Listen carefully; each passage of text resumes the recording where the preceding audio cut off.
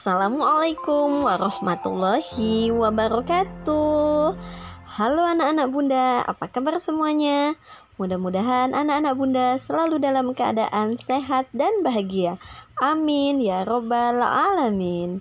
Semoga anak-anak bunda masih selalu semangat walaupun belajar di rumah saja. Bersama Bunda Kiki hari ini kita akan belajar materi tema E, subtema 2 tentang perubahan cuaca, pembelajaran 1 dan 2. Adapun tujuan pembelajaran kita hari ini adalah anak-anak bunda dapat menuliskan informasi tentang perubahan cuaca dalam bentuk kalimat. Anak-anak bunda juga dapat membandingkan pecahan dengan pembilang yang sama dan dapat menjelaskan pentingnya sikap bersatu dalam keberagaman. Sebelum kita memulai pembelajaran kita hari ini, marilah sama-sama kita melafazkan lafaz basmalah. Bismillahirrahmanirrahim. Yuk perhatikan cuplikan berita berikut ini. Disampaikan perakiraan cuaca dari BMKG pada hari ini Sabtu 5 Januari 2019. Kita mulai dari provinsi yang berada pada posisi paling barat Indonesia, yaitu Aceh. Provinsi Aceh pada hari ini tercatat hujan lokal dengan suhu mencapai 23 sampai 31 derajat Celcius. Anda yang berencana untuk beraktivitas apalagi akhir pekan ini, harap berhati-hati dan menyesuaikan pakaian Anda barangkali dan juga atribut-atribut lain menghadapi hujan yang terjadi di Aceh pada hari ini. Berikutnya kita bergeser sedikit ke timur di Medan, pemirsa. Di Medan berbeda dengan Aceh, di mana di Medan pada hari ini cuacanya diperkirakan cerah dan cukup sejuk dengan suhu sekitar 23 sampai 32 derajat Celcius. Perhatikan gambar berikut ini. Ini adalah gambar perakiraan cuaca. Setelah kita menonton dan melihat gambar tadi, apa informasi yang kita dapatkan setelah menonton dan melihat gambar perakiraan cuaca? Kita mendapat informasi tentang cuaca yang akan terjadi. Jadi, dapat kita simpulkan bahwa perakiraan cuaca adalah perkiraan tentang cuaca yang akan terjadi. Lembaga yang memberikan informasi tentang perakiraan cuaca di Indonesia adalah Badan Meteorologi, Klimatologi, dan Geofisika atau disingkat menjadi BMKG. BMKG mengumpulkan data dari satelit cuaca dan radar cuaca. Satelit di luar angkasa memotret dan merekam pergerakan awan dengan kecepatan angin. Informasi tersebutlah yang digunakan untuk memperakirakan cuaca beberapa hari mendatang. Dalam perakiraan cuaca, keadaan cuaca biasa digambarkan dengan simbol-simbol berikut ini, seperti cerah, berawan, mendung, hujan, dan hujan berpetir. Cuaca dapat mempengaruhi kegiatan yang kita lakukan. Oleh karena itu, kita perlu mengetahui perakiraan cuaca. Contohnya, seorang pilot memerlukan perakiraan cuaca untuk mengetahui apakah pesawatnya aman melakukan penerbangan. Nelayan memerlukan perakiraan cuaca untuk menentukan apakah akan terjadi badai sehingga berbahaya jika ia pergi melaut. Begitu pula dalam kehidupan sehari-hari. Jika perakiraan cuaca menyebutkan kalau besok akan turun hujan, sebaiknya kita membawa payung atau jas hujan saat akan bepergian. Cuaca memberikan pengaruh terhadap diri kita. Misalnya, udara yang sejuk dapat membuat kita tidur menjadi nyenyak.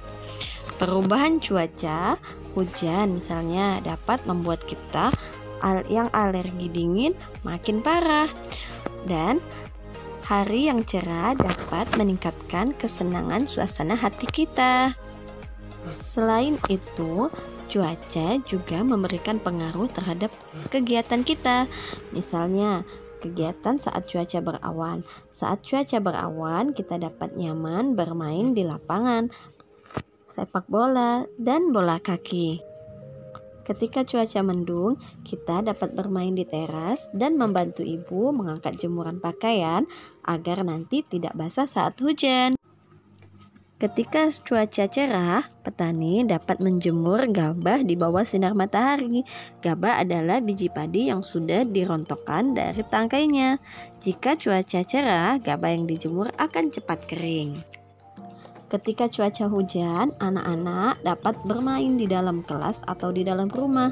Serta saat hujan juga, petani merasa senang karena sawah mereka tidak akan mengalami kekeringan. Perubahan cuaca yang tidak menentu dapat membuat tubuh kita mudah terserang penyakit.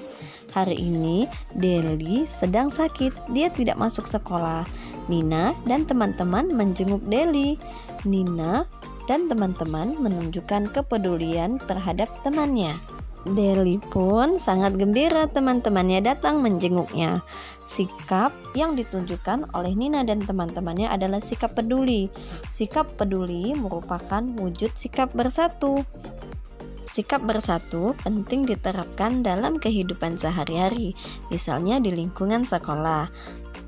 Sikap bersatu dapat menciptakan kerukunan dan menghindari terjadinya perselisihan. Ayo berhitung. Anak-anak Bunda, kali ini kita akan membandingkan pecahan dengan pembilang yang sama. Anak-anak Bunda masih ingat kan bahwa pecahan itu terdiri dari dua bagian, yang atas dan bawah. Yang atas, angka atas namanya pembilang, yang bawah namanya penyebut. Kali ini kita akan membandingkan dengan pembilang yang sama atau angka yang di atasnya sama besar. Untuk membandingkan, kita menggunakan lambang lebih besar dan lebih kecil.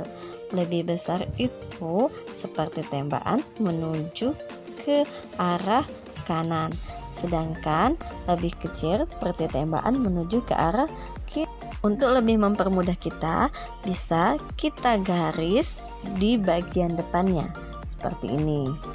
Yang atas membentuk huruf B artinya besar, dan yang bawah membentuk huruf K artinya kecil. Itu untuk mempermudah saja ya nak ya. Sekarang kita akan membandingkan pecahan pembilang yang sama, artinya yang nilai atasnya sama. Bunda punya contoh, ini kita pakai gambar dulu ya. Ayah makan kue, satu potong kue yang nilai 1 itu adalah 1/6 ya. Lalu Nina juga makan satu kue ya dengan nilai 1/8. Jadi ayah makan satu potong kue yang dipotong jadi 6 bagian. Satu kue dipotong jadi 6 bagian. Sedangkan Nina makan satu kue dari satu potong kue, dari satu kue yang dibagi jadi 8 bagian, 1/8. Sekarang kita lihat gambarnya. Gambar punya ayah 1/6 ternyata lebih besar potongannya daripada 1/8.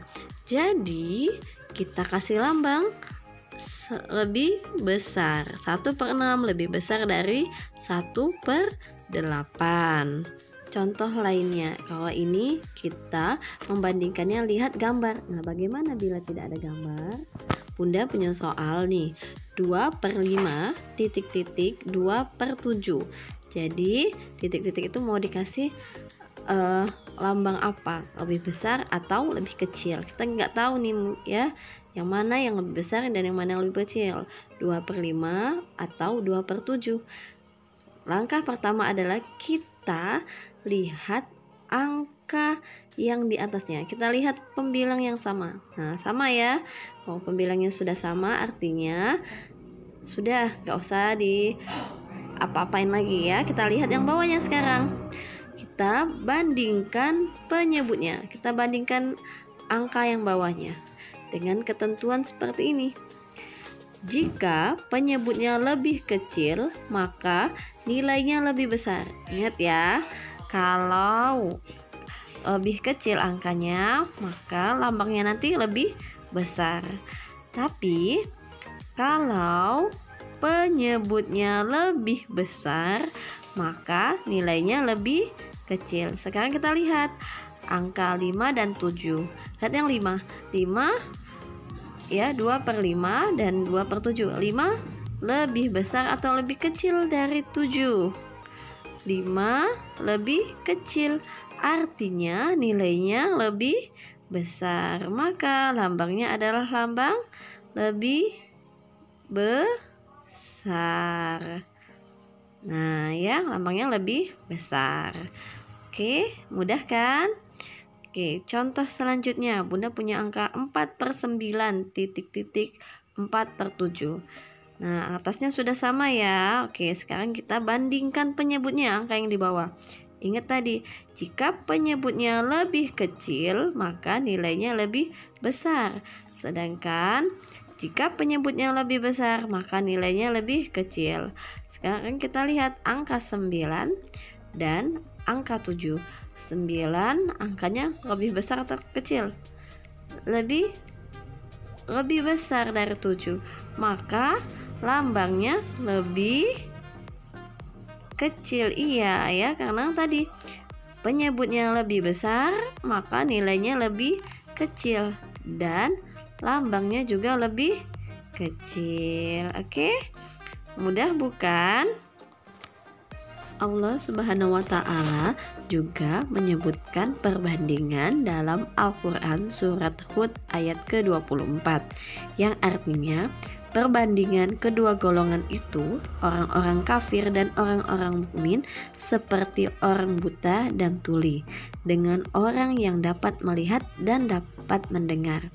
Apakah kedua golongan itu sama keadaan dan sifatnya? Maka tidaklah kamu mengambil pelajaran dari perbandingan itu? Dari ayat tersebut kita bisa memilih.